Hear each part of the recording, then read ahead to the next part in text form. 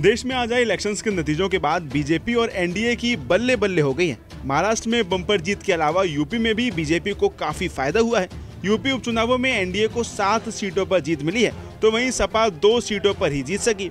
लेकिन इसी बीच यूपी में सबसे ज्यादा अब जिसकी बात हो रही है वो कोई और नहीं बल्कि मायावती है। यूपी के इस उपचुनाव में मायावती का हाथी पूरी तरह से पस्त दिखा। जीत के आसपास तो छोड़ो, कई सीटों पर चंद्रशेखर आजाद की पार्टी यानी आजाद समाज पार्टी भी उनसे आगे निकल गई है। साफ तौर पर मायावती के लिए ये चिंता की बात है। ऐसा इसलिए क्योंकि जिस वोट बैंक की वो राजनीति करती हैं, वही आजाद का भी आधार है। ऐसे में मायावती के लिए उपचुनाव के नतीजे खतरे की घंटी से कम नहीं है।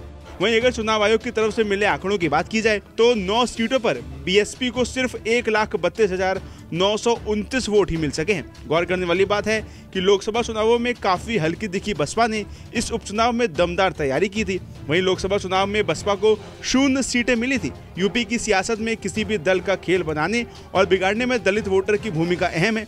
यूपी में करीब 22% दलित हैं।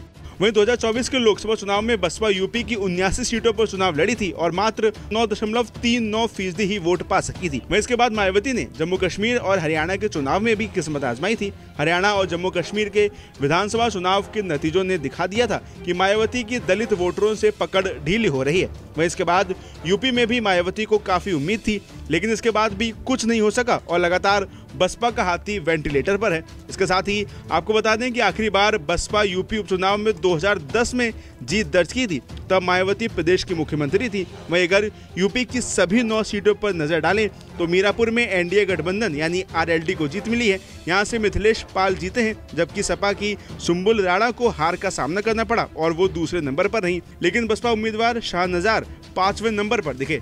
वहीं इसके बाद कुंदर की सीट पर इस बार बीजेपी ने बाजी मारी है। बीजेपी के रामवीर सिंह ने 1 लाख से ज्यादा के अंतर से चुनाव जीता है। सपा यहां भी दूसरे नंबर पर रही, जबकि बसपा 5वें नंबर पर रही। साथ ही गाजियाबाद में भाजपा के संजीव शर्मा को जीत मिली है।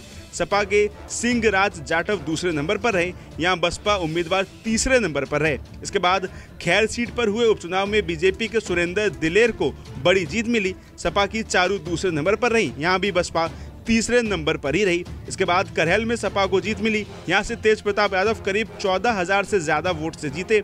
दूसरे नंबर पर भाजपा के अनुजेश प्रताप रहे। तीसरे नंबर पर यहाँ बसपा के अवनीश शाक रहे। वहीं इसके बाद सीसामऊ में सपा की नसीम सोलंकी को जीत मिली है। 8,500 वोटों के अंतर से उन्हें जीत मिली। सुरेश अवस्थी भाजपा के टिकट पर दूसरे नंबर पर रहे, जबकि बसपा के वीरेंद्र कुमार तीसरे नंबर पर रहे। इसके बाद फूलपुर में बीजेपी के दीपक पटेल को जीत मिली। सपा के मुस्तफा सिद्दीकी दूसरे नंबर पर रहे और बसपा के जितेंद्र कुमार सिंह तीसरे नंबर पर रहे। इसके बाद कटहरी में बीजेपी के धर्मराज निषाद को बड़ी जीत मिली। वहां सपा उम्मीदवार शोभावती वर्मा दूसरे नंबर पर रही, जबकि बसपा उम्मीदवार अमित वर्मा तीसरे नंबर पर रहे। इसके बाद आखिरी यानी 9वीं सीट यानी मझवा में बीजेपी को जीत मिली है, जबकि सपा की ज्योति बिंद दूसरे स्थान पर रही। इसके साथ ही बसपा इस सीट पर भी तीसरे नंबर पर रही। नमस्कार, मैं हूं मानक गुप्ता। अगर आपको हमारा ये वीडियो पसंद आया हो तो इसे लाइक और शेयर जरूर करें और हाँ, हमें सब्सक्राइब और फॉलो करना ना भूलें ताकि आप देश और दुनिया की कोई खबर मिस ना करें। तो जुड़े रहिए हमारे साथ और देखते रहिए न्यूज़ 24।